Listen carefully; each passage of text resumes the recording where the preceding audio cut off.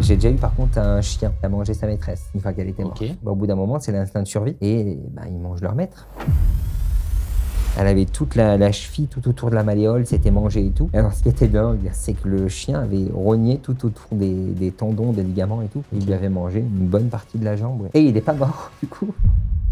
Aujourd'hui, émission exceptionnelle. Je reçois Michael. Il est thanatopracteur et conseiller funéraire. Il a des anecdotes incroyables à nous raconter. On va parler de décès insolites et aussi des demandes les plus folles qu'il ait reçues en carrière. Juste avant que cette vidéo commence, n'hésitez pas à liker et à commenter. Ça pousse énormément nos vidéos. Et pour ceux qui veulent nous retrouver en podcast audio, on est disponible sur Deezer, Spotify, Apple Podcast. Tous les liens sont dans la description. Bonjour Michael. Bonjour. Avant toute chose, très rapidement, après on va rentrer sur les décès insolites, on va venir sur des anecdotes incroyables. En quoi consiste le métier de thanatopracteur? Alors le thanatopracteur, c'est la personne qui fait les soins de conservation sur le défunt. C'est vraiment la personne qui va s'occuper du corps, que ce soit pour une toilette ou pour un soin. C'est pour les rendre plus beaux, plus présentables. Voilà, plus présentable et surtout pour ralentir la décomposition du corps. Ok. Un corps se décompose. Ça, c'est un métier vraiment atypique. C'est un sujet, moi, qui m'intéresse beaucoup. Je pense que ça intéresse pas mal de monde. Oui. La première question pour rentrer dans le vif du sujet, quel est le décès le plus insolite sur lequel tu as été confronté dans ta carrière? Une personne qui est décédée en voulant déneiger ses panneaux photovoltaïques. Il est Comment monté ça sur le toit pour déneiger les panneaux, il est tombé, il est mort. Il a glissé. Il a glissé, il est mort. Pour déneiger ses panneaux photovoltaïques. Incroyable. Du premier étage. Il y avait pas de... C'était une maison plein pied, quoi. Mais il est mal tombé, il est mort. Ça, c'est des morts bêtes, tu dois en avoir plein, mais c'est vrai. Stupide, mais qui monte sur un toit enneigé? Tu t'en fous que... Je sais pas, tu t'en fous que ce jour-là, les panneaux, ils marchent pas, quoi. Je dis, mais c'est le truc trop con, quoi. Toi, tu dois être confronté à plein de choses. Ça laisse à réfléchir quand même sur le fait de faire quand même plus attention quand on fait des choses. Tu dois avoir pas mal de... c'est une certitude que des fois, on est confronté à des morts tellement bêtes qu'on se dit, il faut faire attention. Attention. Moi, une fois, on a eu un mec, il est mort à vélo. Il avait pas de casque, mais toujours mon casque à vélo. C'est aussi simple que ça. Parce qu'en fait, c'est le truc tout con, mais voilà. Ouais, bien sûr. Tu tombes par terre, tu tapes la tête sur un trottoir, c'est pas le trottoir qui va casser. C'est sûr. Mais il y a des morts très stupides. Hein. On va revenir un peu plus tard. On va ouvrir à peu près une quinzaine de dossiers, de questions durant cette émission. La deuxième que j'aimerais savoir, c'est un peu de la curiosité, mais quelle est la demande la plus folle qu'on t'ait demandé? Le paquet de cigarettes dans la poche du monsieur qui était mort notamment d'un... C'était une dame qui était morte d'un cancer des poumons d'ailleurs. Et le paquet de cigarettes qu'il fallait qu'il suive dans la poche. Non, je crois que c'était un monsieur. Paquet de cigarettes dans la poche. Alors qu'il est mort d'un cancer des poumons. Quoi. Pour quelle raison? Je sais pas. On a comparé ça, on s'est dit c'est comme si le mec il se tire une balle avec un fusil de chasse et on lui met le fusil de chasse avec lui dans le cercueil, tu vois. Mais il y a des demandes farfelues. Hein. On peut te demander à peu près tout n'importe quoi. Il y a des tout limites, n'importe quoi. Tu peux pas mettre quelque chose qui est inflammable ou qui peut exploser, par exemple. Donc tout ce qui fonctionne avec une pile, etc. Ça tu mets pas. Mais ouais, des fois les gens ils mettent des choses, c'est improbable. Hein. Bouteille d'alcool, alors ça on leur dit non, tu vois. Téléphone portable, ils veulent souvent le téléphone. On leur dit non aussi parce qu'il y a une batterie. Mais les gens ont des demandes insolites. Hein. Tenue de mariage. Ok. Partir en tenue de mariage. C'est quoi ça la tenue la plus loufoque qu'on t'ait demandé de mettre sur un défunt? Une tenue de théâtre. Une robe de théâtre que la dame avait quand elle était jeune. Ça ressemblait pas à grand-chose. Ça ressemblait pas à grand-chose, mais la tenue de théâtre, ouais. Ou tenue totalement déstructurée. Une dame qui avait cheveux courts d'un côté, cheveux longs de l'autre. Pareil, elle avait une veste avec court d'un côté, long de l'autre. 2 couleurs séparées, une chaussure de chaque couleur et tout. Oui, c'est pour raviver les souvenirs, j'imagine, ou avoir une dernière... Mais j'ai des confrères, ils ont eu tout. Hein. J'ai des confrères, ils ont eu tenue de clown, tenue de policier. Improbable. T'as déjà refusé, toi, des demandes? Non, parce que j'ai jamais rien eu qui se refuse, quoi. T'as, j'imagine, de tout dans les défunts que tu traites. Est-ce qu'il y a des différences comme ça de traitement entre peut-être des personnes peut-être un peu plus médiatisées, par exemple? Je sais pas si tu en as connu dans ta carrière. Moi, j'en ai pas eu des médiatisés, mais inévitablement, quand c'est des personnes médiatisées, c'est la discrétion. Enfin, quoi qu'il arrive, la discrétion prime dans notre métier. Tu peux pas aller révéler des choses sur les gens, enfin, du moins quand tu as de l'éthique. Mais les célébrités, ouais, c'est encore plus confidentiel. C'est ça qui est dingue. Après, le traitement d'une célébrité, il n'y a rien qui change. On est tous constitués pareil et c'est ce qui c'est le point commun de tout le monde d'ailleurs. Hein. Une célébrité va être traitée comme nous, à la rigueur. Tu peux mettre plus de précautions pour que le corps reste vraiment bien, tu vois, s'ils sont plus exigeants, parce que tu sais que tu n'as pas le droit à l'erreur. Là où il y en a qui sont moins exigeants et donc ils vont te dire, bon, on le voit 2 jours, et puis si c'est trop compliqué, ensuite, on fait une fermeture, tu vois. Mais il n'y a rien qui change sinon avec une célébrité, quoi. Il y a des différences entre un corps féminin et masculin? Pas spécialement, hormis pour ceux qui font le méchage. Donc, une femme, tu vas forcément mécher le vagin, là où un homme, tu le fais pas. Moi, je fais pas le méchage des voix basses. Des quoi? Le méchage, tu sais, un défunt, pour éviter que les fluides ressortent, même si on les ponctionne, on va mécher les orifices. Ça va être donc le nez, la bouche, et certains font les voix basses pour éviter qu'il y ait des écoulements. Voilà. Okay. Donc une femme, tu vas faire le vagin, un homme, tu vas pas le faire. Sinon, il n'y a pas de traitement différent pour l'un ou pour l'autre. Et après, c'est la cosmétique qui va changer. Ça peut te permettre de faire une cosmétique plus accentuée sur une femme avec un peu de maquillage, alors qu'un homme, il faut que ça reste relativement naturel. Donc des fois, c'est plus délicat de cacher les stigmates de la mort sur un homme, tu vois, parce que tu peux pas mettre beaucoup de maquillage. Une femme qui est maquillée, ça choque déjà moins. Il y a des demandes comme ça sur un corps féminin, que ce soit une femme qui s'en occupe? Ça peut. Maintenant, les thanatopracteurs, on en manque. Donc, si on commence à partir là-dessus, c'est compliqué. En soi, ils peuvent le demander. Les pompes funèbres acceptent ou non. Le professionnel accepte ou non. En soi, c'est notre métier. Hein. Donc, je vais te dire, c'est comme le personnel soignant. Des C'est vrai. PQ, on en voit tous les jours et c'est pas. Mais il y a des familles qui l'auraient demandé. Ouais. On a vu les décès le décès le plus insolite, le décès le plus violent sur lequel tu as été confronté. Une jeune fille qui a été tuée par son compagnon. Un des plus violents, c'était pas un accident, c'était une femme qui avait déroulé ses escaliers. Elle est tombée dans ses escaliers, elle a dévalé les escaliers et en bas, il y avait, tu sais, ces vieux radiateurs en fonte là, qui ont des pieds encore au sol. Ils ne sont pas fixés au mur, les vieux radiateurs. Je vois. Et elle s'est encastrée dedans. On avait l'impression qu'elle était. Moi, j'étais persuadé qu'elle avait eu un accident de voiture, un truc ultra violent. Et en fait, non. Ça s'est vu sur le corps? Ah oui. Ah bah oui, clairement. Elle avait la boîte crânienne cassée, la mâchoire cassée.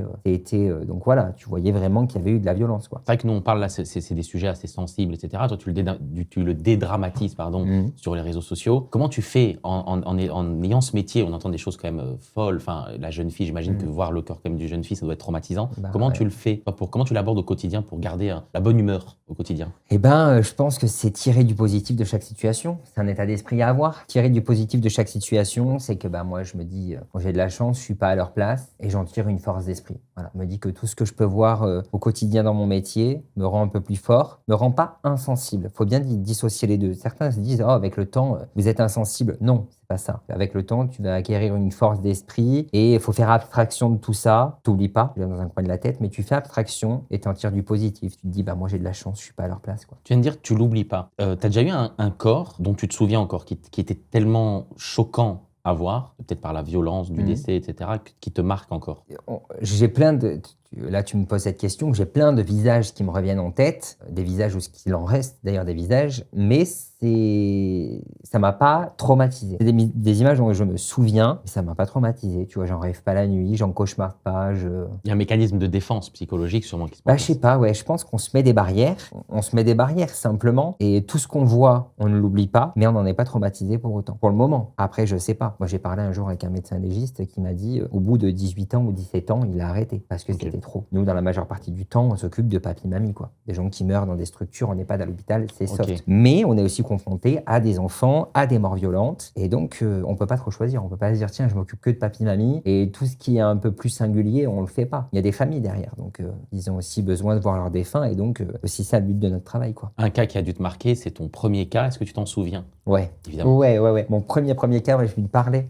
J'ai été avec un maître de stage, et donc on a été chercher le défunt avant même de faire le soin. Et il est parti faire les démarches, il m'a laissé avec le défunt. Moi, j'avais 18 ans, j'étais là, dans la pièce et tout. Il n'y avait pas de fenêtre, c'était angoissant avec le défunt à côté. Je lui parlais et tout. Il m'avait donné ses vêtements, en plus 3 fois trop grand pour lui. Il était mort d'un cancer, papy Bichette. Et moi, je lui parlais. Je lui disais, on va essayer de faire quelque chose pour vous et tout. Je leur parlais beaucoup au début, tu vois. Ça me permettait de. Mais il m'a pas marqué, mais je m'en souviens. C'était un monsieur d'origine portugaise. Je me souviens de son visage et tout. Pourtant, tu vois, c'était il y a 15 ans. J'ai 33 ans et j'ai commencé à 18 ans. Donc, tu leur parles, ça t'arrive encore aujourd'hui de parler comme ça, confier peut-être même? Quand ils sont pas gentils avec moi. Quand ils sont pas gentils, c'est-à-dire quand le soin est plus difficile, la ponction est mauvaise, donc il faut qu'on soit un petit peu plus technique pour eux. C'est très technique la thanatopraxie. Donc là, je leur dis, mamie, on avait dit gentil avec le thanatopracteur. Mais juste des choses comme ça, mais non, je leur parle pas sinon des masses. Tu as dit tout à l'heure, c'est un métier qui est peu sollicité. Il y a peu de gens qui veulent faire ce métier. Comment on se forme à ce métier? Comment on devient thanatopracteur? Alors, il y a beaucoup de gens quand même par rapport au nombre de places qui veulent le faire. Il y a à peu près 500 candidats qui se présentent par an pour passer le concours. Mais ce qui fait quand même beaucoup parce qu'il y a 70 places en moyenne. Mais alors, comment on se forme? C'est pas compliqué. On fait une formation théorique dans un centre de formation ou une école agréée. Donc, c'est à peu près 210 heures. Ensuite, on sort avec une attestation de fin de formation qui nous permet de nous inscrire au concours qui est dispensé par le ministère de la Santé. C'est un concours pour toute la France. Ça se fait à Paris. Et là, ce fameux concours qui prennent que 70 candidats sur 500. Et ces 70 candidats ensuite partent en stage pratique, minimum 6 mois, maximum 1 an. Et il faut faire 75 soins en autonomie. Donc, pour en faire 75 en autonomie, il faut en voir quand même pas mal. Et ensuite, tu as un examen pratique que tu fais sur un vrai corps. C'est ça que j'allais demander. C'est pas des mannequins, c'est des vrais corps. Non. Dès le moment que tu es en pratique, tu as déjà eu ta théorie. Donc, la théorie, tu as passé un concours, quoi. Et tu suis un thanatopracteur, tu travailles sous sa responsabilité, toujours avec lui, mais tu pratiques sur des vrais défunts. Et le jour de l'examen, tu pratiques aussi sur un vrai défunt. Tu as deux examinateurs qui sont là, qui sont thanatopracteurs. Tu as ton maître de stage qui est thanatopracteur, si jamais il y a un couac, et toi. C'est même mieux que tu as 3,5 thanatopracteurs pour le prix d'un. Il y a des gens qui doivent abandonner à ce moment-là précis de l'examen pratique. Quand on est là, t'abandonnes pas. Quand on est là, t'abandonnes pas. C'est tellement compliqué le cursus de A à Z. Tu te mets la tête, c'est un concours. C'est 70 admis sur 500 candidats. Mais le choc peut-être. Tu fais un an. Il y en a qui font pas carrière, mais pas nécessairement à cause de ça, à cause de la pression du métier et tout, et de ce qu'on peut voir aussi. Mais c'est pas à ce moment-là, je pense que t'abandonnes. Parce que faut la mériter, sa place. Voilà. 70 places sur 500 candidats, donc tu y vas jusqu'au bout. T'as la tête comme ça, mais c'est pas grave. Comment ça devient à l'idée de vouloir devenir thanatopracteur? Moi, ça a été un peu une continuité de base, c'est ce qui m'intéressait, mais j'ai d'abord été conseiller funéraire, donc j'ai mis un pied dans le funéraire, et je pense, tu vois, j'ai eu des problèmes de santé après, j'ai failli mourir et tout, donc j'ai tout arrêté. Et quand j'ai repris le boulot, tu vois, c'était un sentiment de quelque chose d'inachevé. Moi, je voulais absolument être thanatopracteur. Et travailler avec les familles, c'est bien, mais moi, j'aime bien aussi travailler avec les défunts. Travailler qu'avec les défunts, ça peut être lourd, qu'avec les familles aussi, le mix des deux, c'est bien. Mais les gens qui font ça, c'est des gens empathiques, c'est l'humain, c'est l'envie d'apaiser le deuil des personnes. Parce que finalement, la thanatopraxie, oui, on travaille sur un corps, ok, on embellit un corps, mais qui va l'apprécier? Ceux qui apprécient notre travail, c'est les vivants. C'est eux qui, je sais pas, imaginons, toi, tu perds ta grand-mère, tu vois ta grand-mère apaisée, ça va faciliter ton deuil. Tu vas te dire, oh, elle était belle et tout. Donc, indirectement, on travaille bien au deuil des vivants, tu vois. Une personne qui est décédée, qu'elle soit préparée ou pas, elle le voit pas. Mais après, tout le monde mérite de partir dignement. Voilà, c'est aussi pour ça qu'on fait ce métier-là. Mais c'est vraiment pour aider les vivants dans leur travail du deuil. Donc, c'est un métier d'empathie, d'accompagnement, quoi. Mais c'est très important de dire ça aussi, hein, parce que c'est vrai qu'on parle de décès, etc. Ça peut paraître pour certaines personnes des sujets assez sensibles, etc. Mais il faut comprendre qu'il y a des gens, comme tu l'as dit, vivants, qui eux doivent subir entre guillemets le regard d'un proche décédé. Que ton métier est essentiel pour rendre ce regard plus agréable. Et c'est très important de le dire. Ça, voilà. Tu fais beaucoup de vidéos sur les réseaux sociaux, etc. Et c'est important parce que ça permet aux gens de comprendre que il faut des gens entre guillemets qui font le sale boulot, si je puis dire. C'est ça. Il faut des gens comme nous, et parce que c'est indispensable. On va tous mourir, et les gens, dans la majorité, ont besoin de voir le défunt, donc il faut le voir dans de bonnes conditions. Et par rapport à un médecin légiste, par exemple, au niveau des études, quelles sont les différences de cursus? Ça n'a rien à voir. Un médecin légiste, c'est celui qui va aller chercher les causes de la mort. En gros, pas que, parce que les légistes travaillent en parallèle avec la justice. Un légiste peut aussi s'occuper d'une femme qui a été agressée sexuellement. Tu vois. Il faut une psychologie de dingue pour faire ça. La nénette, elle vient d'être agressée sexuellement, et toi, il faut en plus que tu ailles l'examiner et tout. C'est vraiment, eux, ils travaillent en parallèle avec la justice pour rendre justice, que ce soit sur trouver les causes de la mort, donner des éléments comme ça. Nous, c'est vraiment juste ralentir la décomposition du corps, rendre le défunt présentable. Tu vois, nous, c'est juste ça. C'est beaucoup plus simple, notre cursus. Hein. En 2 ans, tu peux être thanatopracteur.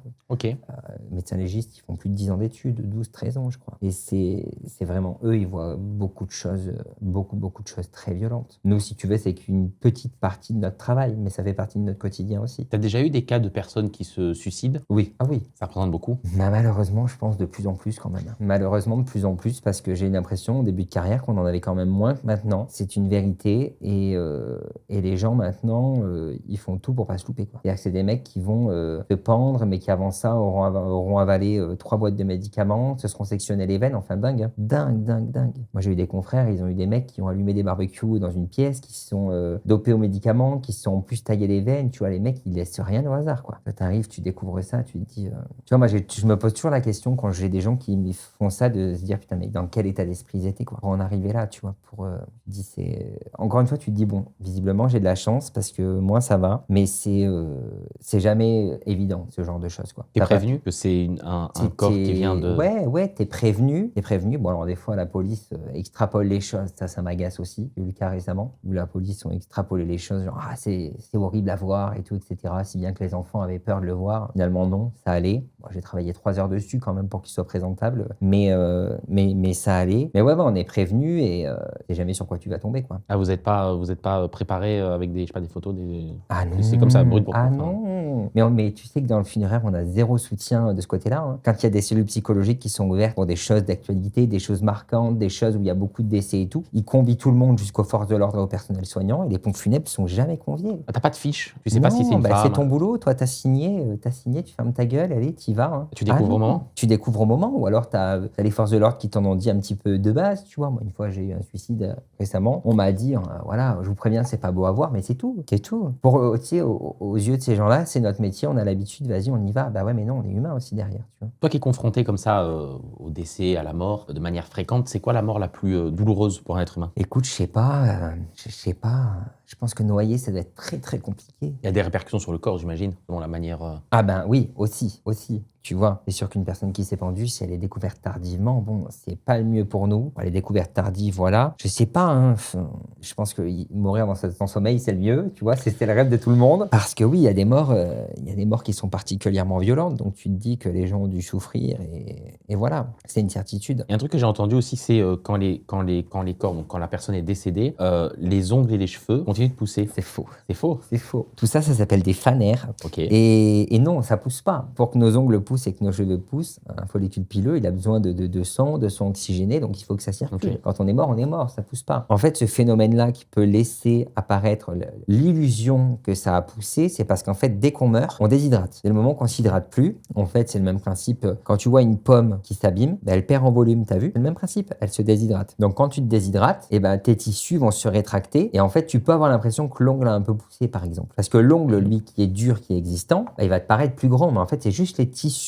qui sont autour qui vont se rétracter. Et pareil pour les poils de barbe, ça peut être perceptible au niveau de la barbe. Le poil qui a déjà poussé, qui lui est dur, est dans les tissus, et quand les tissus vont se rétracter, le poil va être un peu plus apparent. Donc on peut avoir l'impression des fois qu'il y a des hommes qui ont genre une barbe d'1 ou 2 jours. Okay. Et tu te dis, ah c'est dingue et tout, ça a poussé. Et non, c'est juste qu'en fait les gens ne le perçoivent pas, mais c'est les tissus qui se rétractent. Question aussi très intéressante que je voulais savoir, est-ce que ça t'est arrivé, puisque toi t'as les corps décédés, d'entendre des choses bizarres ou quoi en étant seul comme ça sur...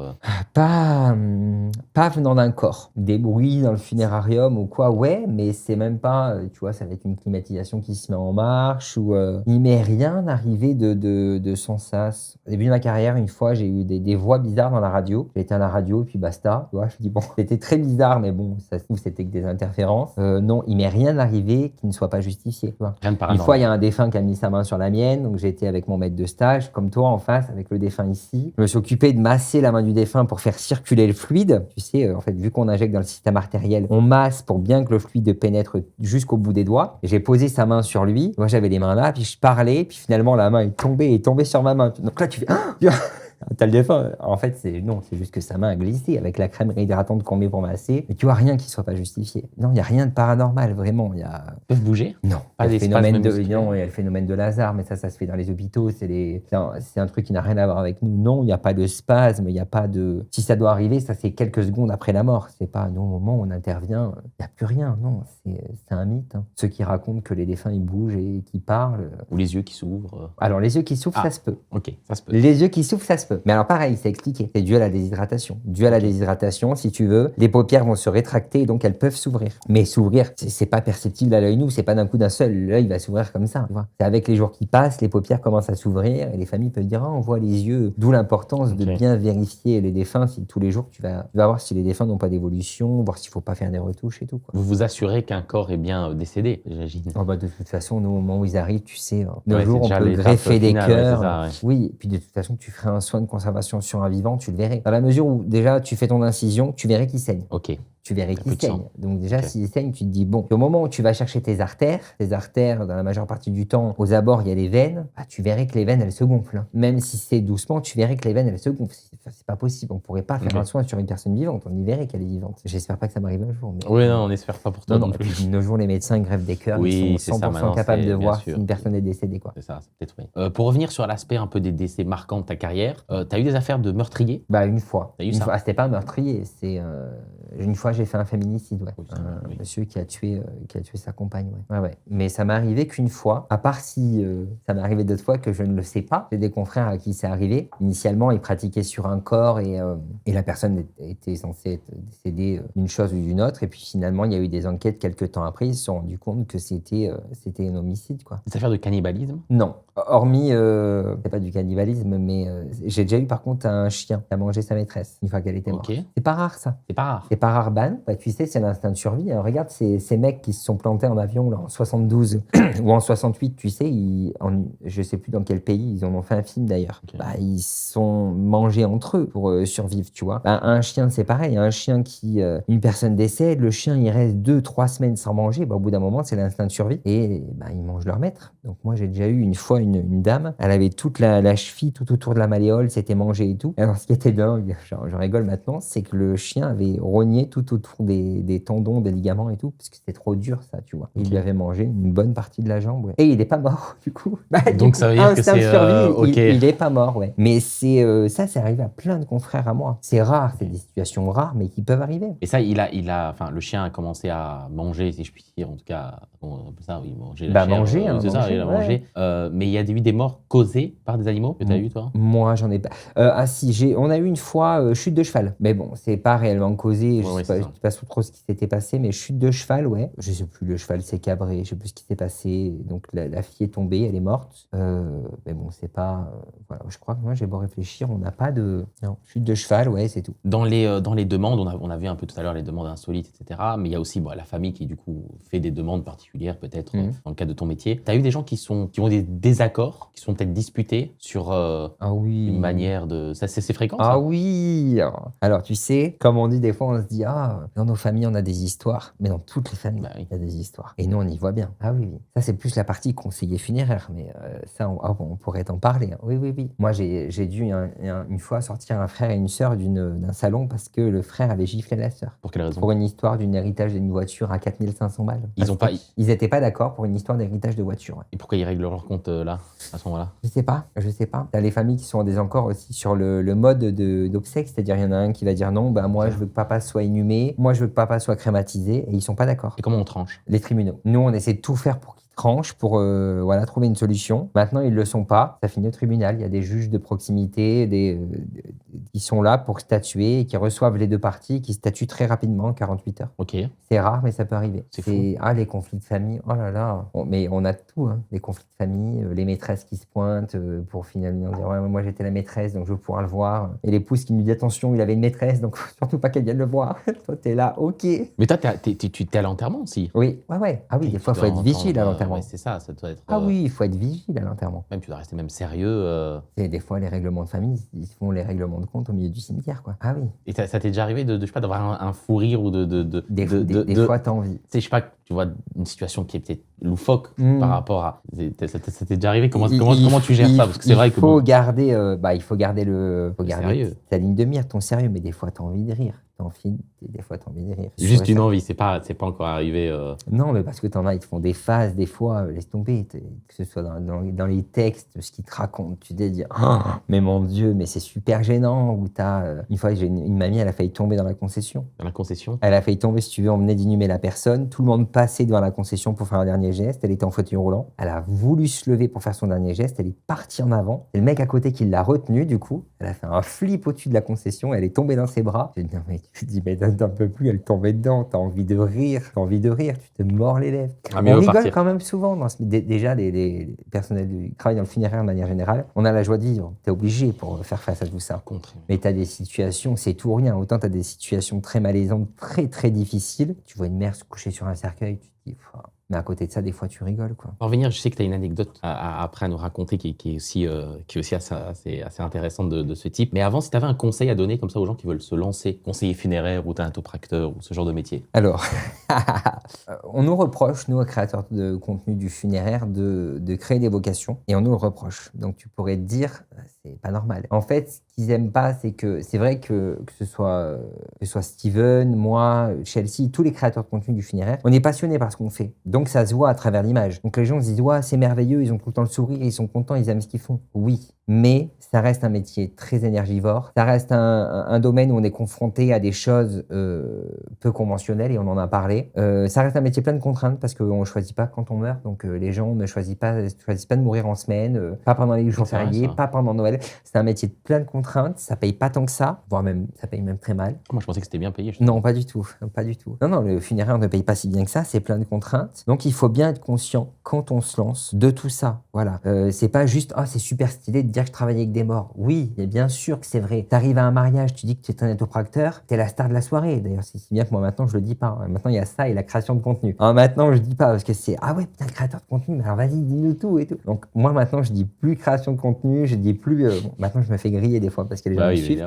Et je parle plus trop de la thanatopraxie parce que sinon, t'es rempli de questions. Oui, on est passionné, ce qu'on fait, ça nous plaît, mais c'est pas, on voit la lumière, on y va, les gars. Faut être conscient qu'il y a tout un truc derrière, tout un tas de contraintes. Et il faut en être conscient avant de se lancer. C'est un métier quand même hyper atypique. Moi, c'est un truc qui me fascine. Je pense qu'il y a pas mal de gens qui n'ont rien à voir avec si tu te fais, entre guillemets, alpaguer comme ça dans les mariages avec des gens qui ont plein de questions, c'est parce que ça fascine. Mais bien sûr. En fait, tout le monde est confronté à la mort. Parce que les gens ne connaissent pas et parce que ça peut concerner tout le monde, parce qu'on va tous mourir. Donc, toutes les questions des gens sont légitimes, attention. Hein. Bien sûr. Et ça ne me dérange pas de répondre à leurs questions, sinon je ne serais pas là aujourd'hui. Et je ne mènerai pas tout ce travail pour justement parler de la mort et tout. Donc, c'est légitime. Mais des fois, tu te dis, bon, voilà quoi. Et si tu devais garder une anecdote marquante, ou même plusieurs d'ailleurs, de toute ta carrière, ce serait lesquelles? Écoute, récemment, j'ai eu un monsieur qui a mis fin à ses jours. Et c'est moi qui ai convaincu ses enfants d'aller le voir. Parce que si tu veux, les forces de l'ordre avaient dramatisé le truc. Moi, je savais que ce monsieur était présentable. Je sais l'importance pour les familles de voir les défunts. Et en fait, j'ai tilté sur une phrase que son fils a dit. Au vu des circonstances, je ne préfère pas le voir. Donc, ça laissait entendre qu'il voulait le voir, tu vois. Je me suis dit, putain, il y a un truc qui va pas. Et il faut que tu arrives à le convaincre. Il faut qu'il le voie. Moi, je savais qu'en tant que thanatopracteur, j'aurais du travail. J'ai passé 3 heures. Hein. Mais je savais qu'il pourrait le voir, tu vois. Et donc, j'ai été le convaincre. Je lui ai dit, clairement, je lui ai dit, faites-moi confiance. Je pense qu'on a sensiblement le même âge. Vous aurez des regrets si vous le voyez pas, quoi. J'ai perçu que cette phrase, il avait envie. Et finalement, il a été le voir. Il m'a dit, merci parce que, ouais, je pense que je serais resté toute ma vie avec ce questionnement et tout. Voilà. Et j'ai passé 3 heures sur son papa. Mais à la fin, il était beau. Et je savais, tu vois, qu'il fallait que j'arrive à le convaincre Et c'est toute une psychologie aussi derrière. Hein. C'est toute une psychologie, que ce soit dans un sens ou dans un autre. Si un jour, un conseiller funéraire vous conseille de ne pas voir le défunt, c'est pour vous. Mieux vaut ne pas insister.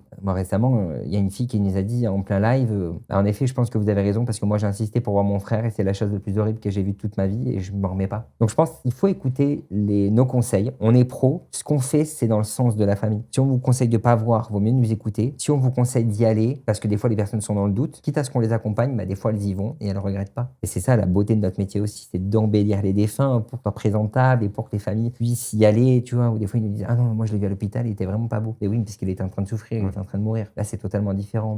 Donc ouais, je pense que l'anecdote, c'est ça, c'est faut faire confiance aux pros. On est là pour vous, quoi. Il y a des gens, il y a sûrement des gens qui ont peu de personnes autour d'eux. Tu les rends présentables, mais est-ce que ça t'est arrivé des gens qui sont seuls comme ça? Alors, c'est triste, ça. Ouais, c'est un peu une hantise aussi. Il y a des gens qui sont seuls, qui meurent seuls. Regarde Loana, qui a été découverte tardivement. Et tout dépend de l'état du défunt. Voilà, tout dépend de l'état du défunt. Mais si vraiment il y a 0 famille, c'est la mairie du lieu de décès qui va prendre en charge les obsèques. Pas nécessairement financièrement, mais au moins qui va te signer tous les documents pour que tu puisses prendre en charge le corps. Et après, c'est l'éthique de tout à chacun. Mais je sais que nous, on fait toujours un minimum une toilette. On les habille, quitte à trouver des vêtements. Ça nous est déjà arrivé d'aller chercher des vêtements. Des fois, tu sais, on a des vêtements qui sont non utilisés, que la famille nous dit, gardez, parce qu'ils vont te mettre 2 ou 3 pulls, parce qu'ils savent pas trop ce qui va aller ou quoi. Ils te disent garder le reste, toi, tu gardes. Que si tu as ce cas-là, au moins, tu peux habiller le défunt et le faire partir dignement, parce que tout le monde mérite de partir dignement. Bien sûr.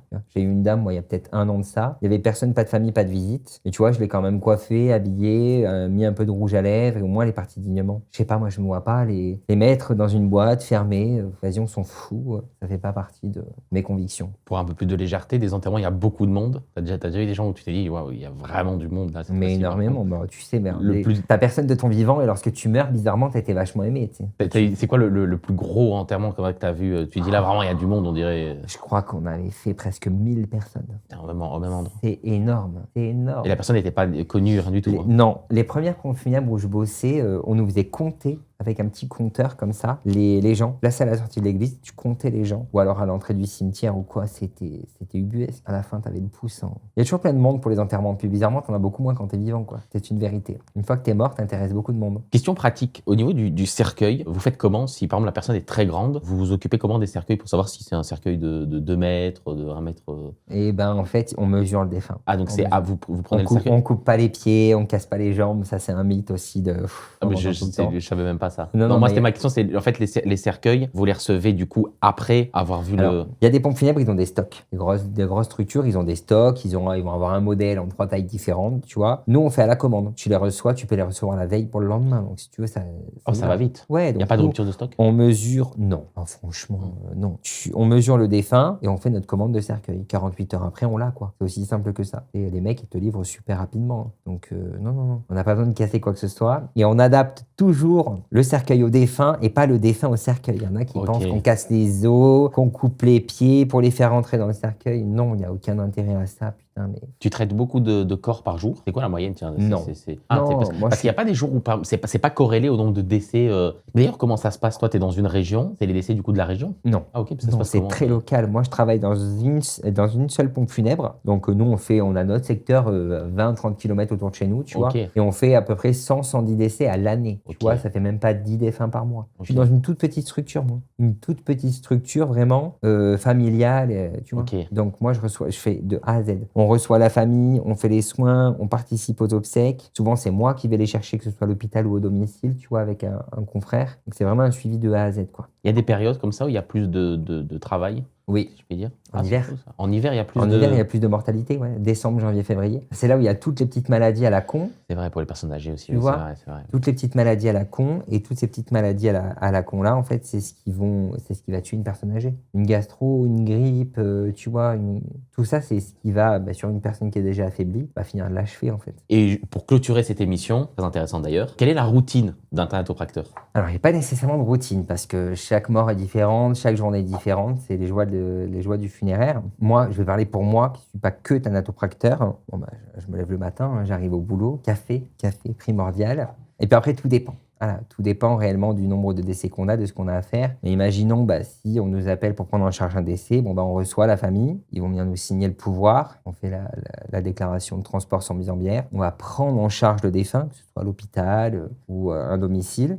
On y va à 2 dans la majeure partie du temps. On revient, là, mon boss ou moi, on aura demandé déjà, en premier lieu, quelle préparation du corps ils veulent, tu vois. Une toilette, un soin, en lien aussi à s'ils veulent voir le défunt, s'ils veulent pas le voir, s'ils veulent le voir de manière temporaire, à ce moment-là, une toilette, ça suffit. Imaginons, ils prennent un soin, moi je pars au labo pour le soin. Donc un soin, ça dure à peu près 1 heure, 1h30, tu vois. Tu veux le détail d'un soin? Vas-y, on prend. Donc le principe d'un soin de conservation, je sais pas si tu sais, mais on va retirer les liquides biologiques pour réinjecter une solution de conservation. Dans ces liquides biologiques, on a aussi le sang. En fait, les liquides sur un défunt, c'est ce qui va s'abîmer en premier. C'est ce qui va abîmer le reste du corps. Donc, on va retirer le sang, retirer les liquides biologiques et on va utiliser le système cardiovasculaire pour injecter une solution de conservation. Donc, on injecte dans les artères pour que le produit soit diffusé partout. Tu sais, tu te coupes le pied, tu as du sang, tu te coupes le doigt, tu as du sang parce que tu en as partout. Donc, c'est le meilleur des réseaux à utiliser pour que notre produit soit diffusé partout finalement. Voilà. Donc, on va faire la désinfection des cavités, la bouche, le nez, les yeux. La bouche d'un défunt peut être très, très craquant, très, très, très, très dégueulasse. Il faut voir ce qu'on peut sortir de la bouche d'un défunt. C'est exceptionnel. Donc, tu désinfectes tout ça parce que tout ça, c'est des choses qui après vont altérer le défunt un peu plus. Le défunt peut devenir vert autour de la bouche et tout s'il est mal désinfecté. Ensuite, forcément, tu fais ta ponction générale, etc.